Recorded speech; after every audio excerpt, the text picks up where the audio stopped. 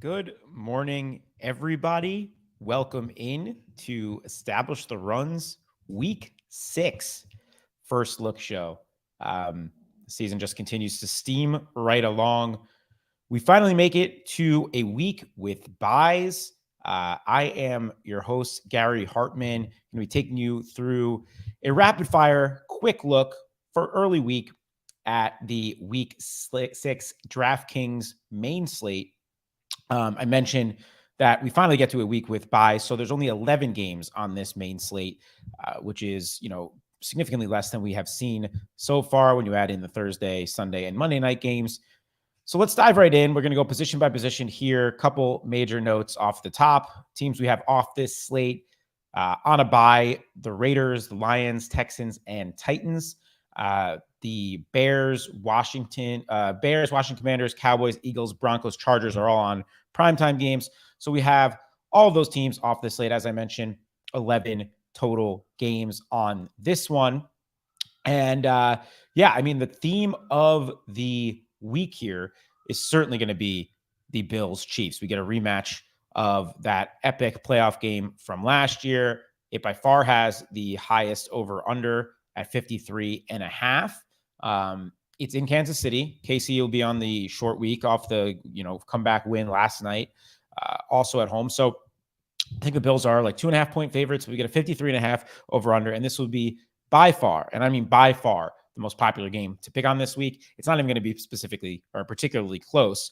There is another game that we'll talk about that is over 50-point game total. That is the Arizona Cardinals and Seattle Seahawks. That's at 50.5. But then after that, you do have a pretty steep drop off to the next game. I think it's the Packers Jets is the next highest at 46, and there's some in the mid 40s like that. So definitely going to be a very heavy Bills Chiefs weeks with the 2.5-point spread, 53.5 over under. So let's start with those two guys. Obviously, they're going to be the most popular spend up options of the week, starting with Josh Allen here. Certainly, has been as advertised coming into the season, right? 5 of the 6 games over 30 DraftKings points, coming off his best game yet of the season at 39.16. And we spoke about this last week. I mean, yes, the Bills were favored by 14 points. And the reason I wanted to keep going back to Josh Allen was because if they were to cover that spread, that means that they likely did it through the air. And that's exactly what we saw happen. 38-3. They got most of that done in the first half. That's okay. He threw his 4 touchdowns. He had his 42 yards on the ground. He got to almost 40 points. That's what we expect out of Josh Allen. And, once again, against this Chiefs team that, is their defense steps up when it matters. And we saw that a good amount last night. Their pass rush isn't bad, but I would not be surprised at all to see something of a repeat of last year. Now, if you want to be contrarian in general and play this game to go under, I think it's a reasonable strategy this week, but most of my lineups will have some piece of this game. And I'll have plenty of Josh Allen as well as Patrick Mahomes, who is coming off his best game of the year last night. Did crack the second guess game. I forgot in week 1, he had 38 points. But did crack that 30-point mark last night. All 4 touchdowns going to Travis Kelce. We'll talk about him in a little bit. But just missed the 300-yard mark there, but 4 touchdowns, no picks. Continues to be great. Isn't running so much, but when he does, it seems to be pretty effectively for big gains. As we know, he just has such a great feel for the game that even his 4-ish or 5 rushing attempts a game can give you 2 or 3 extra points, which we have now seen for 3 straight weeks. I'm assuming Josh Allen is going to be more popular, but I want plenty of both of these guys.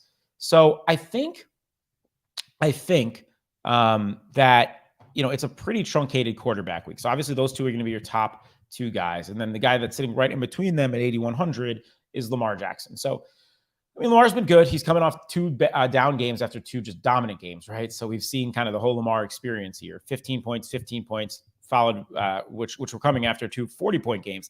You get a matchup here with the Giants that you think on the surface should be pretty good. Maybe it will be. But I'll say this, Wink Martindale has been incredible scheming up against all of these, high-end quarterbacks that he's played so far. And this is his revenge game. So if there's any team in which he knows how they're going to play, it's this one. It's in New York. It's a 45-point game total. That said, I don't think or know that the Giants have the personnel to stop Lamar effectively, but I do know that Wink will come up with some sort of game plan to try to slow him down. So when you're just comparing ceiling cases here between the Allen and Mahomes and even some of the guys we'll talk about right under, I'm a little bit skeptical, but I've always spoke about this. I'm never leaving Lamar out of my player pool. I think he's a fine choice to go with, as is Kyler Murray. And I get that it's so freaking hard to want to invest in this Arizona fake sharp Cliff Kingsbury team. And I feel that. I really do. But man, this is the best spot we've had for Kyler so far. This Seattle team has kind of become a Lions-esque situation for fantasy, where their offense is good to really effective to firepower-like. I mean, Geno is been one of the best quarterbacks in the league. They're throwing more than they did with Russ Wilson, and their defense stinks. And it's exactly the kind of situation that we wanted to attack in fantasy. We saw him get 42 yards on the ground. We would rather see these 12 rushing attempts that we saw in week 4 than these 4 or 5 that we've seen through most of the season so far. But if there is a game that we're getting as Kyler ceiling game so far this year, I feel most confidently about this one. And you'll probably get him at an ownership discount compared to all these guys right above him. Joe Burrow is underneath that. I'm not so excited about Joe Burrow this week with all these other quarterbacks on the slate, but I also think it's an okay contrarian option to go to. You're going into New Orleans in the Dome. You probably have a little bit of a mismatch there with the Saints defensive line and Bengals offensive line, but we did see what can happen in those dome environments when they surprise you sometimes. Just recently this week with Seattle and New Orleans. So I think I'd want a lot of correlation in this game if I were to attack it, but I think Joe Burrow can make the player pool. And then Tom Brady also definitely makes the player pool. So coming off a 29-point game, coming off a 23-point game, throwing the ball 52 times each of the last 2 weeks, gets a Pittsburgh team where the pass rush is good. And so I think could be legit, but this matchup as a whole does not scare you. So yeah, I think that Tom Brady for sure will be in play here, and they haven't really raised his price. So you would think coming off games where he's finally throwing a lot, has all his weaponry pretty much ready to roll, and 5,700, 6K, 6,300 is a price that I'm fine going to. I just can't get myself to go to Matthew Stafford here, even in a decent spot at home against Carolina. Aaron Rodgers, you can make the argument for. They're coming off the London week, so who knows about their body. But man, we have just not seen it with this Devontae Adams-less Aaron Rodgers. I think those games are coming, and I like to be a week early if I can, but I just don't think this is a week to kind of grab it, even in a solid home matchup against the Jets. If you want to throw them in your pool, I have no problem. But if you're paying down to somebody under the kind of the Burrow, Murray, Brady tier, why wouldn't it just be Geno Smith at 5,700? In the aforementioned Arizona game, we already spoke about it. But I mean, the box scores speak for themselves. We're coming off a 22, a 23, a 35, a 24-point DraftKings game. Has thrown the ball plenty. Is willing to use his legs a little bit as well. Has a rushing touchdown on the season a couple weeks ago. And Arizona's defense has been one we've loved to pick on for sure. So yeah, absolutely. Let's go to Geno Smith here. And he would be my spend down option of choice. I don't think I'm going to many other guys here. Tua, I think there's a chance he comes back this week. It's a Minnesota team. I don't think you need to do it. I'd rather just play Geno Smith. Kirk Cousins, I think you can make an argument for, because Miami's defense has been able to be exploited through the air for sure. And we like that his target tree is truncated. So you know what the stack options are. Justin Jefferson's looking like himself. But again, like similarly to Aaron Rodgers, I'm just concerned about the ceiling. I'm just talking strictly for tournaments. Concerned about the ceiling cases when you compare him to both Geno Smith at cost and then everyone up here. It's just a tough argument to get to. I'll probably have a pretty truncated quarterback pool this week. So yeah. Somebody's saying in chat, and I often feel this way, starting to think that he should only be playing Allen, Hurts, Lamar, Mahomes at quarterback. Other quarterbacks don't have the ceiling. I completely understand what you're saying. We have seen a little bit more this year that cost-adjusted quarterbacks have been getting there, and sometimes that can happen, but it's truly dependent on an overachieving ceiling. You need positive game script, and you need they need to be underpriced, and they really have to be in the right game environment. So there's a lot of things to go right. So Geno Smith's the guy that stands out to me in that regard this week. But I love paying up a quarterback if the situation makes sense, and this is certainly a week that it does. All right, let's go over to running back, and a couple big guys that aren't on this slate for sure. Starting with no Derrick Henry or Austin Eckler, no Josh Jacobs, no Dameon Pierce, none of the Lions running backs. So there are some names that are taken off there. Eckler and Josh Jacobs, most importantly, have been the guys that probably have been really effective the last couple of weeks. Christian McCaffrey, man, every time we want to find a way to go to him, And the role remains elite. Now his targets have gone up each of the last 2 weeks. 9 targets last week, 12 targets, 9 targets 2 weeks ago, 12 targets the week before. He's on the field for 85, 90% of snaps. The role's been really good, but he hasn't been efficient. And a lot of it has been matchup based. A lot of it just how bad the Panthers have been in general. And I would expect if he doesn't get traded, which, you start seeing the murmurings of that with Matt Rule getting fired yesterday, I would expect that the spike games are going to start to come, but it's really hard to imagine that it's this week in LA against the Rams, who have continued to have, the best run defense in the league for years. So tough for me to get excited. I won't fade him totally in tournaments just because, who knows with the catching upside. But, you need a huge, huge game through the air for CMC this week. Nick Chubb, underneath him, we spoke about it last week. If I was going to pay up for a running back, and a lot of running backs got there this past week, don't get me wrong. But if I was going to pay up for a running back, he was the guy I wanted. And you saw why. Another incredibly ridiculous, efficient Nick Chubb game. And he's never going to project that well because you look at the carries, 17, 19, 23, 17, it's usually around 17 to 20. And that's not the absolute elite carry volume that we need to usually see the kind of numbers that he puts up. But Nick Chubb deserves a model all on his own. It's ridiculous, the efficiency. Another 8 yards a carry week, 2 touchdowns, just crazy, absolutely crazy. This week against New England, I wouldn't be fading it. Although New England, I've been saying this as well, the run defense has not been New England's problem this year. They're gaining a little momentum, obviously, shutting out the Lions this past week. I mean, that wasn't, it's not saying too much, but the run defense hasn't been their problem. Chubb's still a solid play. Let's see if Jonathan Taylor plays here. Obviously, was sat out pretty early, missing on the short week last week. Has historically done very well against Jacksonville, already playing him for the second time this year. I kind of want to throw that week 2 game out the window. But let's see here if he plays. If he plays, you might be able to get a little bit of an ownership discount as people are struggling to fit him in their lineups with all the Bills Chiefs guys. And also just in general that, because he's been out and hasn't produced necessarily to the extent that we expect him to. Saquon will definitely be in play against Baltimore. He'll be in play against every team this year. He's become a matchup-proof stud, as I like to say, especially with his role this year and just how much that Giants offense is going through him. He's going to catch, 3 to 7, 8 balls. He's going to carry the ball plenty of times. He's been efficient with his usage on the ground so far, so I have no problem there. I don't have any problem going to the Packers running backs either. Aaron Jones has been pretty solid. We've seen 1 spike week there. Gets a Jets matchup that he could exploit. Dalvin Cook is okay, and we saw him hit in a big way. And I mentioned it last week. I love Cook in a vacuum. Knew he was probably going to be chalk. Was a little scared if they were going to try to take it easy on him in a Bears matchup, but the Bears kept it close enough that Cook got his plenty of work, did find the end zone twice. I don't think I like him as much this week. I think I prefer to attack the passing game there in Minnesota. Let's see if Tua plays also, because I think that impacts the entire game environment there. Fournette, I loved Fournette last week. I don't like him as much this week, and I'm not avoiding it. And if I'm playing Brady stuff and I'm playing this game in general, I definitely want Fournette with correlation, but he needs to get it done in the pass game here, right? The Bucs could get up big and turn to Rachaad White at any point. Pittsburgh's front 7 isn't bad, but Fournette could get it done in the pass game. His pass game work remains elite. So at 7,400 with a ton of mid-tier and cheap options on this slate that I like, Fournette's not my favorite play this week. Mixon and Kamara, if you're playing into that game, we mentioned it with Burrow because of the dome. Maybe we can expect it to go over if the Saints can push a little bit. I like each of them, but I want them also in correlation. CEH, we saw kind of McKinnon take a bigger role again last night.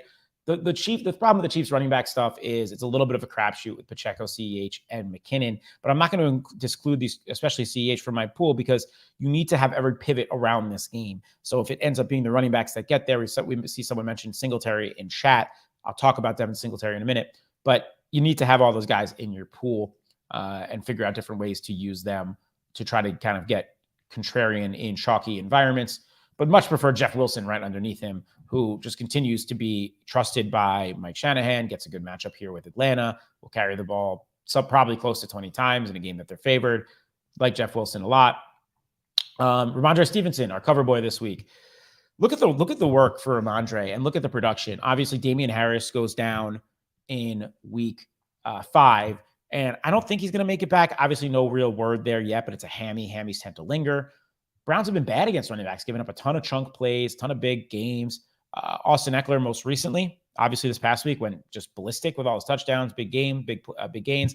And RamAndre has been incredible, truly incredible. And there you go. Tom Pelissero just said Damian Harris likely to miss multiple games, literally while we're on the air. So RamAndre, sign him up. He's going to be chalk. I think he hits in a big way. He'll probably be a cash game option. Like him a lot for sure.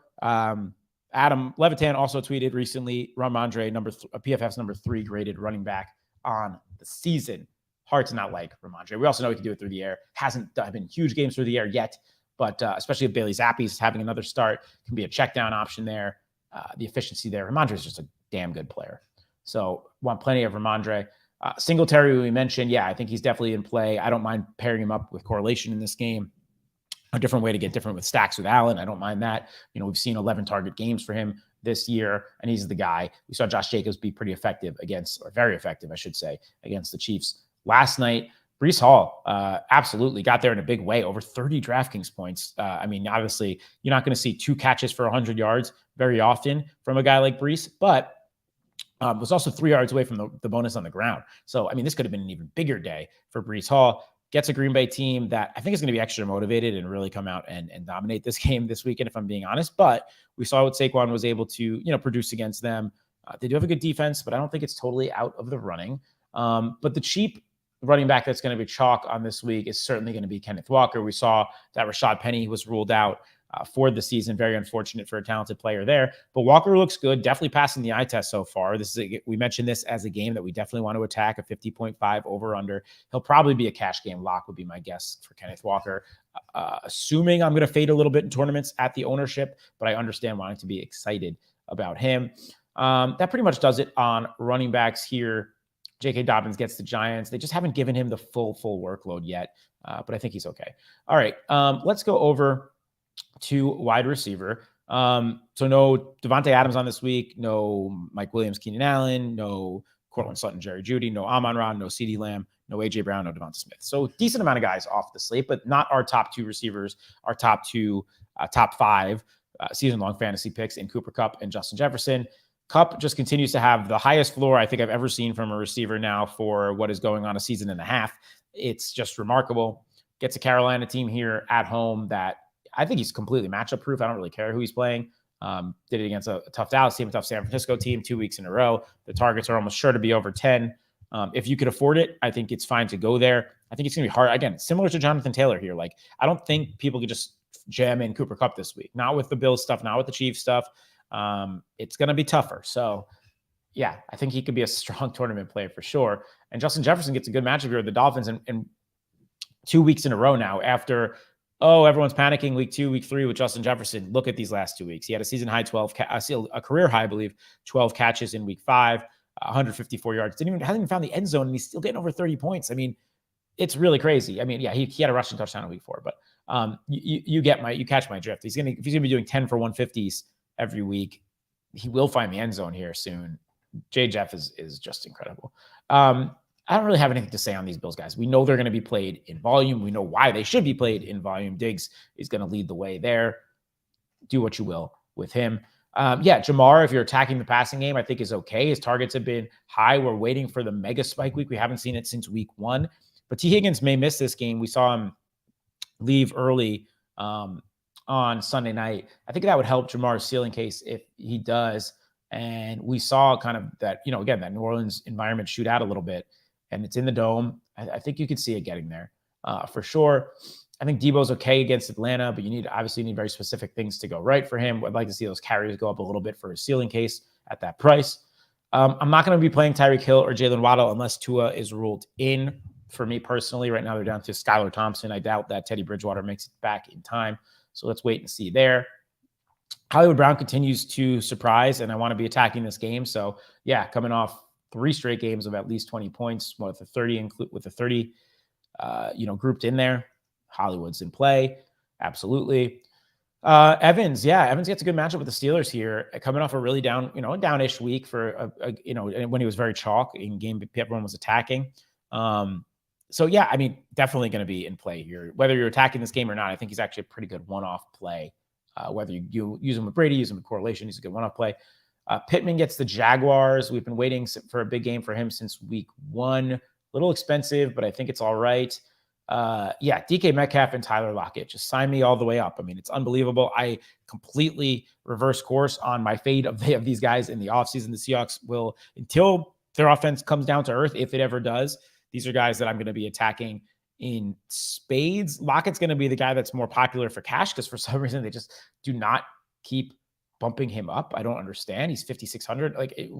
This is the most mispriced, I think, DraftKings play of the week. At home against Arizona, was 5,600 last week, coming off a 30-point game. It makes no sense. It's going to keep him in playing cash. I'm probably going to be more heavy on the Metcalf side once again in tournaments, just because of the price difference and the likely ownership discount. But both these guys, if you want to do the traditional double, which, it's unbelievable. When it was Russ there, again, I'm a large field tournament player. I never played the traditional Seattle double because if you look historically, they almost never got there together from a ceiling case. I think with Geno, and then when you're talking about the price stuff and fitting it all in and the combinations, it makes sense to do the traditional Seahawks double. So it's crazy how much more pass happy they are under Geno Smith than they were under Russell Wilson. But it keeps both these guys in play in an environment we really want to attack.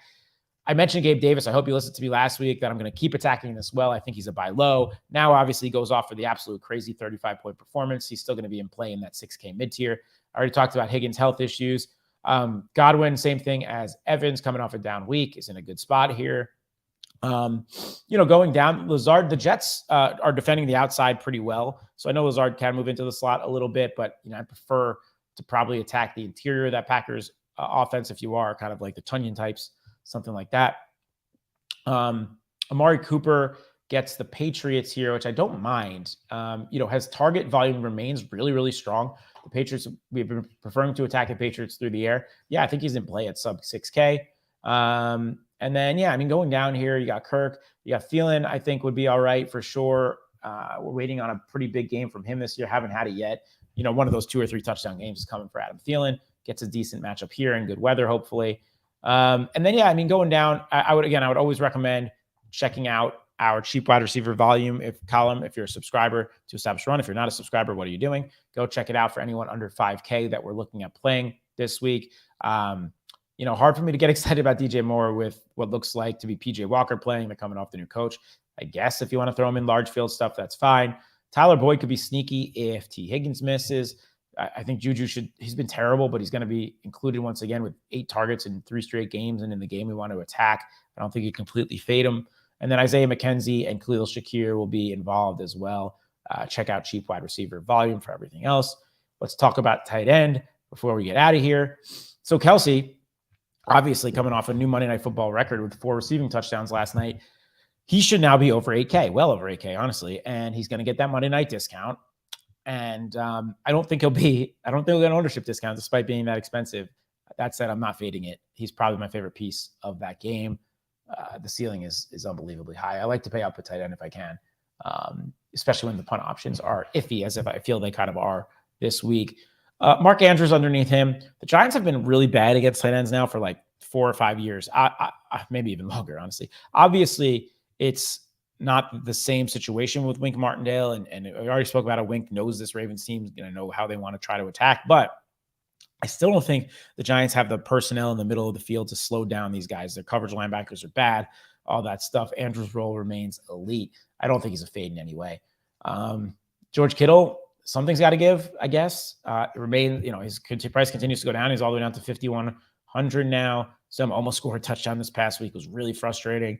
I think they are using him to block a little bit more, but eventually he's going to have one of these big games. You could certainly see this being a spot in a good matchup with the Falcons. So, I wouldn't be fading it. And then Zach Ertz, yes. Sign me up for Zach Ertz against Seattle. Obviously, these 30, I think the numbers might be a little bit skewed against Seattle with their tight end defense, depending on where you're looking, where Taysom Hill is considered. But either way, Ertz remains this kind of just target blanket for Kyler Murray and is under 5K in a really, really good matchup in a game that we want to attack. So I think Ertz probably be pretty popular, but I think is a good play that doesn't completely bog down your lineup.